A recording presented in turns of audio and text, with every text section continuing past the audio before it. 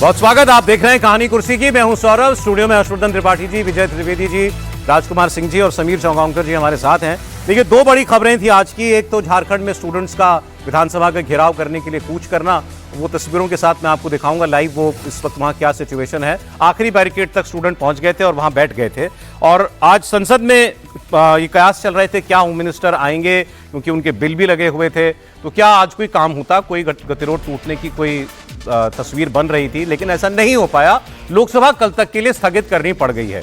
जबकि आज तो केंद्रीय संसदीय कार्य मंत्री किरण रिजिजू ने यह कहा भी और हाउस में भी कहा कि हम चर्चा के लिए तैयार हैं, सारे स्टूडेंट मूवमेंट्स पर बात करने के लिए, देश भर में जो भी चल रहे हैं उस पर हम बात करेंगे और होम मिनिस्टर आएंगे और होम मिनिस्टर चर्चा में हिस्सा लेंगे, जवाब देंगे।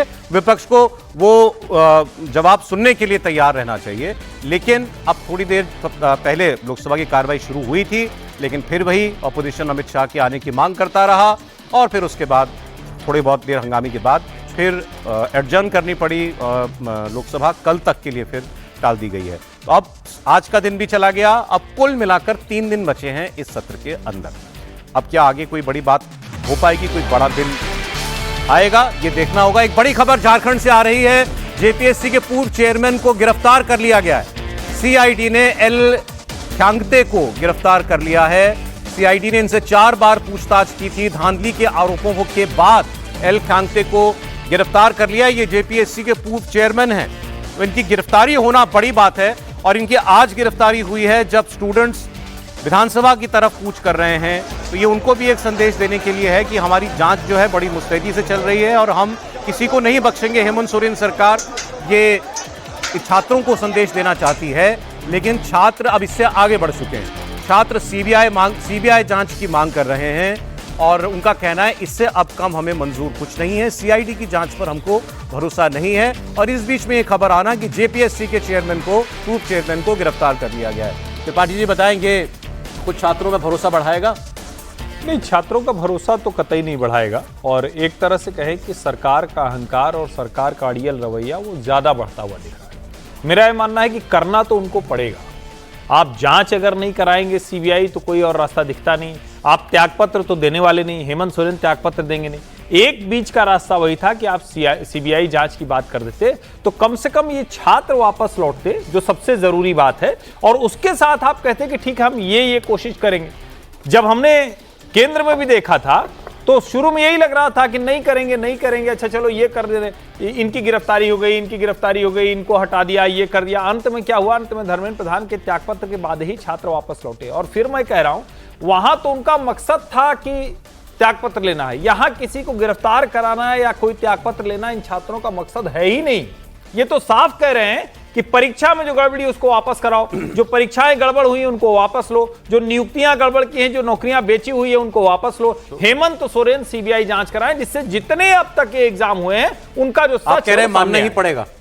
मुझे तो लगता ही है कि मानना पड़ेगा। अरे वैसे आप देखिए, मैं छात्रों की जो एग्जैक्ट ये है कि भाई वो नहीं चाहते, ये बता रहे कि भाई देखो सीआईडी भी हमारा वही अच्छा काम कर रही है कि उसने गिरफ्तार कर लिया। सर मैं इसको दूसरे तरीके से पढ़ रहा हूं। मैं इसको दूसरे तरीके से पढ़ रहा हूं। जेपीएससी का चेयरमैन, मान लीजिए दिल्ली में यूपीएससी का चेयरमैन फॉर एग्जांपल, तो यूपीएससी कितने एग्जाम कराती है? सारे आ गए ना रडार पे।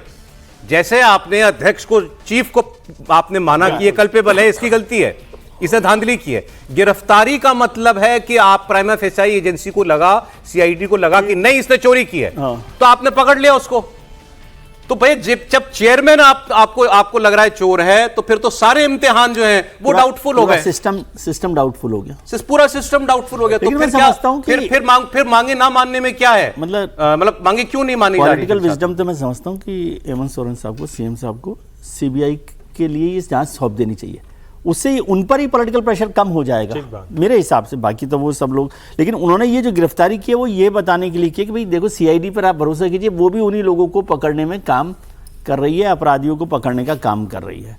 और जितना आंदोलन बढ़ गया है उसमें मुझे लगता है कि उनके लिए बेहतर ही होगा कि वो जितना जल्दी इस पर बिल्कुल समझ जाए। जायज नाजायज के आगे जा चुकी है अब ये बात। मांगे क्या? अब जितना विलंब होगा उतना जो हेमंत सोरेन का नुकसान होगा। जैसे जंतर मंतर में भी हुआ, 20 दिन तक बात ही नहीं हुई। अगर वो पहले बार हैंडल किया जाता तो शायद हालात वैसे खराब नहीं होती। उसका भी सबक यही था कि हेमंत सोरेन इस आंदोलन को वहां तक न जाने दे और पहले बात कर लेती। आपने चलो 98% कह रहे हैं, 95% कह रहे हैं, वो मांगे आपने, अब क्यों मांगी, तभी क्यों नहीं मांग ली? हालांकि ये बड़ी घटना है, ये गिरफ्तारी होना बिल्कुल बड़ी घटना है, लेकिन मैसेज ही है उसका। हाँ, लेकिन सौरभ जी एक बड़ी बात यह है कि छात्र क्या मांग रहा है। वो शिक्षा में, परीक्षा में पारदर्शिता और विश्वसनीयता मांग रहे हैं। आपसे सत्ता तो नहीं मांग रहे। कोई नौकरी तो आपसे कह रहा तो मांग नहीं रहे, आउट ऑफ टर्न दे दीजिए आप। तो वो तो सरकार की जिम्मेदारी है कि जो आपका सिस्टम है वो क्रेडिबल भी हो, ट्रांसपेरेंट भी हो, तो वो बनाने की पहल करनी चाहिए।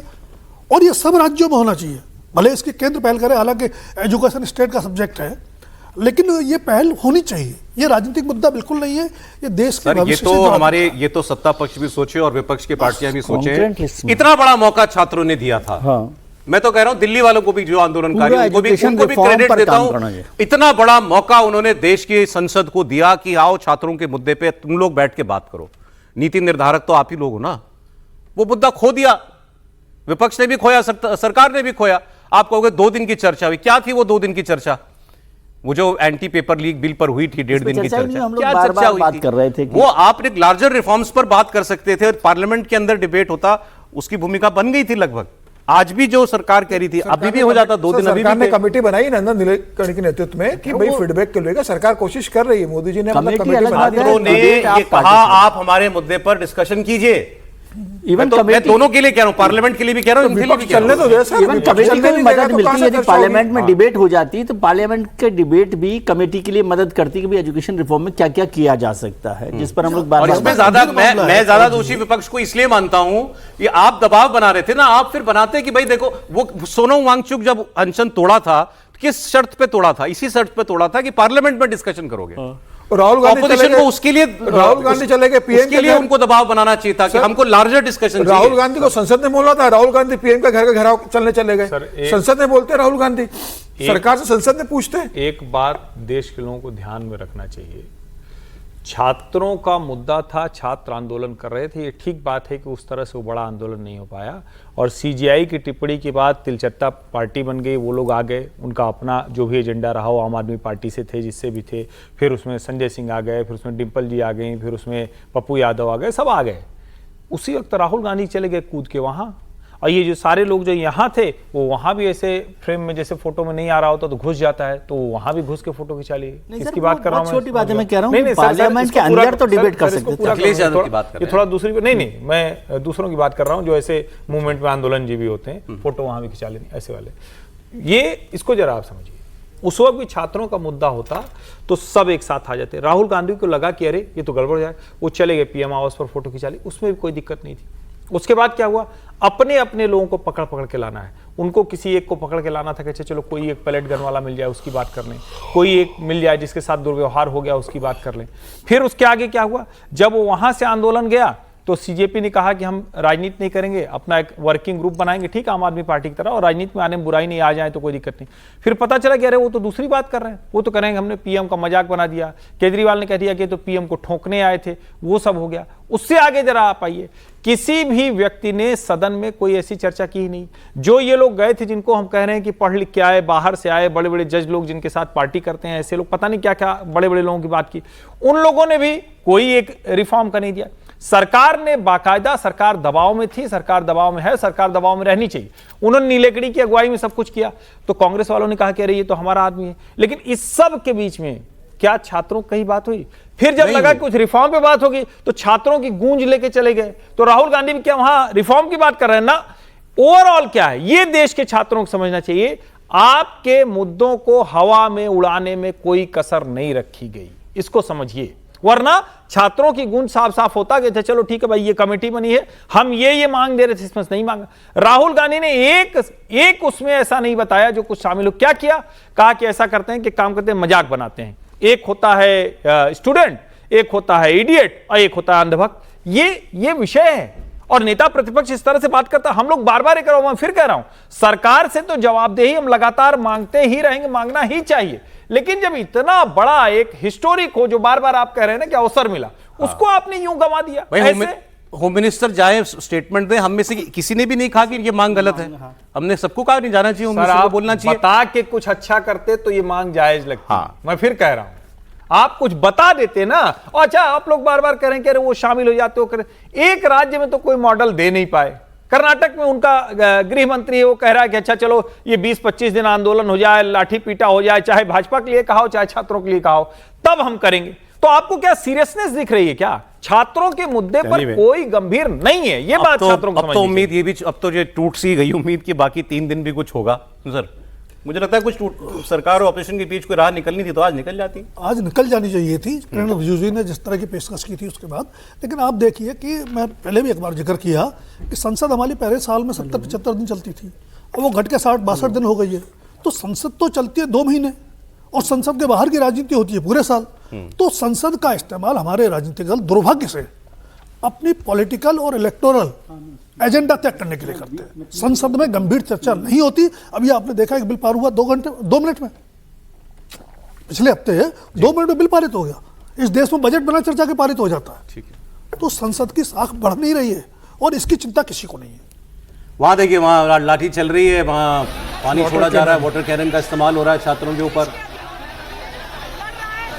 लेकिन असर इसका कुछ नहीं हो रहा है। झारखंड की तस्वीर है ये, जहां पर ये स्टूडेंट्स इस वक्त हैं, वहां से साफ दिखाई दे रही है आंखों से ही विधानसभा सामने, 100 मीटर भी नहीं है। और ये छात्रों का, ये इनका संयम है या इनको लीड करने वाले लोगों का, वरना ये चाहें तो यहाँ से आगे बढ़ने में इनको कोई परेशानी नहीं होनी चाहिए। इतनी भीड़ है वहाँ पर, लेकिन ये थमे हुए हैं अभी वहाँ पर, और शायद एक बातचीत की गुंजाइश बची है, इसीलिए इस आंदोलन के चरित्र को एक और ये जंतर मंतर क्यों नहीं है। यहाँ उस तरह के हीरो हीरोइन आपको नहीं दिखेंगे जो फ्रॉड सेकुलरिज्म पे कहीं भी चले जाते हैं। यहाँ कौन जा रहा है? यहाँ पीयूष मिश्रा गा रहे हैं आरंभ है प्रचंड। आंदोलन की फितरत अलग है सर, ये जेन्युइन आंदोलन है। छात्रों के मुद्दे वहां, वो तिलचट्टा आंदोलन जेन्युइन नहीं था, इसको आप समझिए। इसको आप लोग बार बार मेरे ऊपर नाराज जाते हैं कि मैं उनको इस तरह से कह रहा हूं। वो आंदोलन करने वाले बच्चे नहीं है, वो बढ़िया एक जीवन जी रहे हैं, एक एलीट क्लास में रह रहे हैं, उनकी अलग किस्म की दुनिया है। उनको लगा एक मुद्दा है, चलो कर लेते हैं, कल को हो गया तो आंदोलन कर लेंगे। उन्होंने अरविंद केजरीवाल को ऐसे नेता बनते देखा, उन्होंने मनीष सिसोदिया को ऐसे सत्ता में आते देखा, उन्होंने दूसरे नेताओं को बड़ा बनते देखा। वो उसी राह पर चल रहे हैं, वो कोई छात्रों के हितैषी नहीं। मैं फिर कह रहा हूं, दोनों का चरित्र देखना है तो कौन कौन लोग शामिल हो रहे थे, कैसे शामिल हो रहे थे, कौन उसको सपोर्ट कर रहे थे, वो देख लीजिए। बाकी छात्रों के मुद्दे दोनों जगह जायज थे, दोनों में छात्र शामिल रहे। प्रधानमंत्री जी और सरसंघ चालक ने गलत समझा उनको, बच्चों को आंदोलन में। नहीं सर, उन्होंने भी एकदम दुरुस्त समझा है। नहीं, उन्होंने कहा सरसंघ चालक ने कि भाई न वो अराजक थे, ना देशद्रोही थे, ना विरोधी थे, मैं आंख बंद करके भरोसा करता हूं। और मैं आंख बंद करके भरोसा करता हूँ, और वो सबसे ईमानदार हैं। नहीं और ईमानदार है, ईमानदार है, हमसे ज्यादा ईमानदार, हमसे ज्यादा ईमानदार है। जेन अल्फा तो ईमानदार होती ही है, इसमें क्या बात है। जो भी अगला पीढ़ी आएगा, प्रधानमंत्री जी ने भी उनके साथ बात करने की कोशिश की। लेकिन फिर मैं कह रहा हूं, आप उसको क्यों उसको ढकने की कोशिश करेंगे? अगर वो सामने दिख रहा है तो आपको, अगर तिलचट्टा पार्टी के नेताओं को छात्र लग रहे हैं तो फिर तो कमाल है सर। उनमें से कौन छात्र लग रहा है आपको, जरा बताइए। वो लोग जिस तरह का मूवमेंट चला रहे हैं, दोनों में फर्क मैं कह रहा हूं। मैं कहां कह रहा हूं कि जो जनजी जन अल्फा आपने ऐसे कहा तो उससे लगता है जैसे मैं कह रहा हूं वो कितनी बहस करे। वो जो चेहरे दिखते हैं सीजेपी के, वो ठीक बात है, उनमें से कोई स्टूडेंट नहीं है, लेकिन वो एक स्टूडेंट्स के मुद्दा, उनको स्टूडेंट्स का मुद्दा मिल गया था, इसका मुद्दा उठा रहे हैं, मुद्दा चल पड़ा। तो ठीक है ना, तो मैं तो इसीलिए और उसको विस्तार दे रहा हूं, लोग ध्यान में। चलिए मैं तो आगे की बात करता हूं। झारखंड से खबर आएगी कोई तो आपको बताएंगे हम। संसद में जारी हंगामे के बीच एक ऐसी तस्वीर आई जिसकी पहले से चर्चा थी। तस्वीर आ गई तो आइए उस पर बात कर लेते हैं। विपक्ष के नेता इंडिया गठबंधन के सहयोगी हैं शरद पवार, उनकी पार्टी के सांसद, उनकी बेटी सुप्रिया सुले खुद सांसद हैं, वो थी, उनकी 8 सांसद हैं टोटल। सभी लोगों ने आज प्राइम मिनिस्टर मोदी से मुलाकात की है। सुप्रिया सुले के नेतृत्व में पार्टी के सभी 8 सांसदों ने प्रधानमंत्री के साथ करीब 15 से 20 मिनट तक बातचीत की। इस दौरान इन सांसदों ने महाराष्ट्र में सूखे और सिंचाई से जुड़ी चिंताओं को लेकर प्रधानमंत्री के सामने बात रखी। साथ ही महात्मा ज्योतिराव फुले, सावित्रीबाई फुले, शाहीर अन्ना भाऊ साठे और टुकड़ोजी महाराज को भारत रत्न देने की मांग की है। इस दौरान प्रधानमंत्री मोदी ने सुप्रिया सुले से शरद पवार की सेहत के बारे में भी जानकारी ली। अब यह मुलाकात ऐसे वक्त में हुई है जब सरकार परिसीमन बिल को लेकर समर्थन जुटा रही है। सियासी अटकलें हैं कि एनसीपी शरद पवार गुट परिसीमन बिल पर मोदी सरकार को प्रत्यक्ष अप्रत्यक्ष किसी भी रूप में समर्थन दे सकता है। हालांकि पार्टी ने इसके बारे में कोई आधिकारिक स्टेटमेंट अभी तक जारी नहीं किया है। एफसीआरए बिल को लेकर के जरूर सुप्रिया सुले ने कहा कि उनकी पार्टी इस बिल के खिलाफ है। अरे ये बातचीत, ये मीटिंग जो है अनयूजुअल तो है ही, क्योंकि आप देखिए किन किन लोगों से मिले इससे पहले प्रधानमंत्री। वो शिवसेना शिंदे गुट के नेताओं सांसदों से मिले, वो एनसीपीआई की जो टीएमसी से टूट कर आए सांसद उनसे मिले, वो आम आदमी पार्टी से टूट करके बीजेपी में आए राज्यसभा सांसद, उन्होंने उनसे मुलाकात की, वो सुखबीर बादल से मिले जिन्होंने मीटिंग के तुरंत बाद ही कह दिया कि हम अब परिसीमन बिल पर सरकार के साथ हैं। तो सभी लोग सरकार के पक्ष वाले थे। और ये अब इस माहौल में शरद पवार जी मिले तो सबको ये लगा कि भाई इनकी भी कोई बात बन गई होगी शायद सरकार के साथ। समीर जी खबर देंगे। नहीं, मुझे नहीं लगता कि अगर सार्वजनिक रूप से अगर शरद पवार अपने सांसदों के साथ मिल रहे हैं तो परिसीमन को लेकर बात नहीं होगी। अगर परिसीमन को लेकर कोई सहमति बनानी होगी तो मुझे लग रहा है कि वो अकेले में बात होगी, फोन पे बात होगी, किसी को भनक नहीं लगेगी। क्या समर्थन दे रहे हैं उसके बदले शरद पवार क्या लेंगे, शरद पवार समर्थन देंगे तो उसके बदले कुछ लेंगे शरद पवार। ऐसा तो नहीं कि खाली समर्थन दे देंगे, सारी जिंदगी वो जिस भारतीय जनता पार्टी का विरोध की राजनीति करते रहे, और अगर वो समर्थन देंगे तो फिर वो कहेंगे कि महाराष्ट्र में मुझे क्या दे रहे हो आप, इसके क्या मेरी बेटी को आप केंद्र में मंत्री बना रहे हो, क्या मैं सत्ता में आ रहा हूं, क्या दोनों पार्टियां मिल रही है। मुद्दे उठाने के लिए कभी सुना है आपने कि सीधे प्राइम मिनिस्टर से मीटिंग हो रही हो? मतलब मैंने कहा अजीबोगरीब सी बात है। नहीं, बिल्कुल निश्चित रूप से कह रहे हो वो सच हो सकता है। नहीं, लेकिन मुझे लगता है कि कृषि के लिए वो पैकेज मांग रहे होंगे। अब भारत रत्न की बात करें तो भारत रत्न तो प्रधानमंत्री तय करेंगे ना किसी को देना है, वो प्रदेश तो तय करेगा नहीं। तो उन्होंने कहा, लेकिन मुझे नहीं लगता कि परिसीमन को लेकर इस तरीके से इतनी ओपनली उनके बीच में, सांसदों के बीच में बातचीत भी होगी। ये बातचीत अगर होगी तो अमित शाह के माध्यम से होगी, पहले हो चुकी होती। अब सरकार से उन्होंने कई मुद्दों पर चर्चा की, स्वास्थ्य पूछा होगा, तमाम दूसरी बातें हुई होगी, सांसदों ने अपनी बात रखी होगी। फिलहाल मुझे इसमें परिसीमन का गणित कहीं से नजर नहीं आता, मुझे स्थानीय मामला नजर ज्यादा आता है। आपको देखिए, राजनीतिक नेताओं की जब बातचीत होती है तो राजनीति में चर्चा तो होती है। ये ठीक है, पैकेज वगैरह मांगना है तो एग्रीकल्चर मिनिस्टर से हम मांग लेते, या भारत रत्न की बात है तो ठीक है प्रधानमंत्री देखते हैं। लेकिन कुल मिलाकर के पूरी कवायद अगर आप देखें, पिछले दिनों भी एनसीपी शरद पवार के लोगों की एकनाथ शिंदे के गुट से भी चर्चा हुई है, वहाँ भी लोग मिले हैं, सुनेत्रा पवार से प्रशांत किशोर मिले हैं। तो महाराष्ट्र में कुछ तो पकड़ा है, क्या पकड़ा है वो कहना बड़ा मुश्किल है। पर्दे के पीछे बहुत कुछ चल रहा है। नहीं, इनकी बारे में चर्चाएं आज की नहीं है, कई हफ्तों से चल रही है। मैं वही कह रहा हूँ, वो लगातार चल रहा है, पर्दे के पीछे घटनाक्रम चल रहा है। एक खबर कल की है, एक बड़ी घटना हुई। क्यों लगता है किसानों पे चिंता नहीं कर सकते शरद पवार जी? बिल्कुल कर सकते हैं। मुझे भी लगता है 10 साल देश के, उनको प्रधानमंत्री टाइम भी दे देते हैं, देश के सर्वाधिक समय तक और लगातार ऐसे समय पर जरूर टाइम मिल जाता है उनको कि जब उनको उनकी मुलाकात नहीं मांगी जा रही हो विपक्ष की तरफ से। कुछ बातचीत होती है सर, एफसीआरए का समर्थन करते हैं। सुप्रिया सुले ने बहुत स्पष्ट बना किया ना कि एफसीआरए पे तो बोल रहे हैं कि वो नहीं है साहब। तो FCRA अगर पे बातचीत DMK होती भी है साथ तो नहीं है एफसीआरए में भी समर्थन करते हैं। देखिए, अब जब आज का दिन भी धुल गया तो मैं क्या कहूँ, एफसीआरए पे तो डीएमके भी साथ नहीं। कहा यह जा रहा था कि हाँ, कि सरकार एफसीआरए पे शायद आगे इसलिए नहीं बढ़ेगी क्योंकि ये एनसीपी शरद पवार गुट और दूसरा डीएमके, इनको इस एफसीआरए पे एतराज है और उनका साथ ज्यादा डिलिमिटेशन के लिए जरूरी है सरकार। बिल्कुल। तो अब जब पार्लियामेंट चली नहीं रही तो फिर क्या ये बिल और क्या वो बिल, वो तो दोनों ही बातें खत्म हो जाती हैं। देखें कल क्या होता है। पश्चिम बंगाल की पूर्व मुख्यमंत्री ममता बनर्जी के काफिले पर हमला हो गया। इसके बाद बड़ी जबरदस्त तेजी से पश्चिम बंगाल में पॉलिटिक्स बढ़ रही है आगे। उत्तर 24 परगना में ममता बनर्जी के काफिले पर हुए हमले के विरोध में आज तृणमूल कांग्रेस ने प्रोटेस्ट मार्च निकाला। टीएमसी सांसद कल्याण बनर्जी इसके खिलाफ हाईकोर्ट में केस भी फाइल करेंगे। कल ममता बनर्जी जब नॉर्थ 24 परगना में एक टीएमसी वर्कर के घर जा रही थी जिसकी पुलिस कस्टडी में मौत हो गई थी, तभी एक भीड़ ने उन्हें बीच रास्ते में रोक लिया और हमला कर दिया। चोर चोर के नारे लगे। ममता बनर्जी ने खुद आरोप लगाया कि पुलिस के सामने भीड़ ने उनकी गाड़ी पर पत्थरों से हमला किया। ममता बनर्जी बोली कि अगर खिड़की खुली होती तो उनके सर पर चोट लग सकती थी, उनकी मौत भी हो सकती थी। मेरे को गाड़ी में बड़ा बड़ा पत्थर मारा गया, बाहर से एंटी सोशल पुलिस का सामने में आके हमको इतना गाड़ी को अटैक किया। अगर हम गाड़ी का कांच शीशा खुला रखता तो हमारा माथा फट जाता, हम लोग सब मर जाता।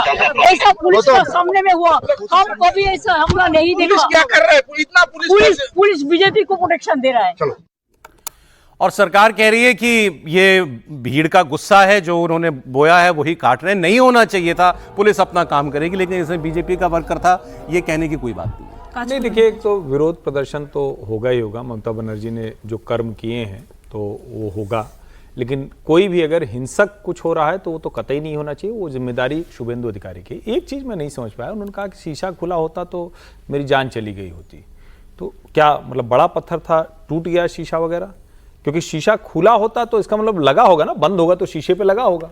तो वो तो कहीं दिख नहीं रहा। हाँ, ये जरूर दिख रहा है कि लोग उनको लेकर नारे लगा रहे हैं, चोर भगाओ कह रहे हैं, और उनको उसी तरह की चीजें, कोई ऐसा मतलब वो तो नहीं दिखा। और उनकी पूरी जो सिक्योरिटी है वो उनके साथ है, सिक्योरिटी ब्रीच हो गया हो ऐसा नहीं हुआ। सर 15 साल की चीफ मिनिस्टर के साथ तो नहीं होना चाहिए ऐसा, मतलब कुछ तो मिनिमम लेवल ऑफ सिक्योरिटी ऐसी तो होती है। किसी के साथ नहीं होना चाहिए, लेकिन आप किसी को नारे लगाने से, धरना प्रदर्शन करने से, लोकतांत्रिक तरीके से विरोध जताने से, उससे तो आप रोक नहीं सकते हैं। आप कैसे रोक ले? आप कहेंगे कि नहीं ये नारा मत लगाओ। कोई किसी को लग रहा है भाई कि ये मुख्यमंत्री कार्यकाल रहा है, चोर रहे हैं, चोर भगाओ। मैं ये कह रहा हूं भाई, कहीं वो जैसे किसी के घर भी जा रही है तो सारा सैनिटाइज किया जाता है, सैनिटाइज किया जाता है। नहीं, जेट प्लस मैं कह रहा हूं कि नहीं, सिक्योरिटी है उनके पास, जेड प्लस सिक्योरिटी है। फिर मैं कह रहा हूं कितनी भी सिक्योरिटी हो, आप किसी के विरोध प्रदर्शन से नहीं रोक सकते। लोकतंत्र में विरोध अधिकार है, हाँ, हिंसा नहीं होनी चाहिए। सर अगर कितना भी बड़ा मुख्यमंत्री हो, अगर सरकार स्पॉन्सर लोग होंगे तो कोई रोक पाएगा उनको करने से? लीजिए, ये तो भाजपा समर्थित है ना।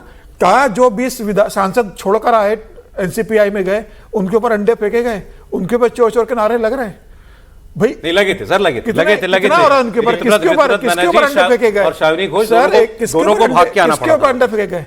अभी कल 2 विधायक आ गए, कलकत्ता का जो मेयर है वो भारतीय जनता पार्टी के साथ, उसके ऊपर अंडे फेंके। आप कह रहे बीजेपी प्रायोजित ही है सब ये? भाई समर्थित है ना, समझ में आ रहा है क्लियर कट। नहीं होता तो कलकत्ता के मेयर पे लग जाते। जो पूरा कलकत्ता को मुस्लिम कम्युनिटी बदलने की बात कर रहा था, उसके ऊपर किसी ने अंडा फेंका, जिसने पूरे कलकत्ता को लूट खाया ममता बनर्जी के। नहीं होना चाहिए, यही कह सकते हैं हम तो। सर समय इतना जाते जाते एक जरूरी है, एक सज्जन है, उन्होंने भेजा है कि एक बहुत करीबी लड़का झारखंड में 30 लाख रुपए देकर नौकरी पाया, 5 महीने पहले योगदान दिया। 30 लड़कों को दलालों ने जंगल में ले जाकर पेपर रटवाया। अब अगर ऐसे आरोप लग रहे हों, मैं फिर आरोप कह रहा हूं, मैं चूंकि कोई भेज देगा तो इसका मतलब नहीं हमने उसको सत्य मान लिया, लेकिन अगर ये स्थिति हो तो हेमंत सोरेन को जरा सोचना चाहिए।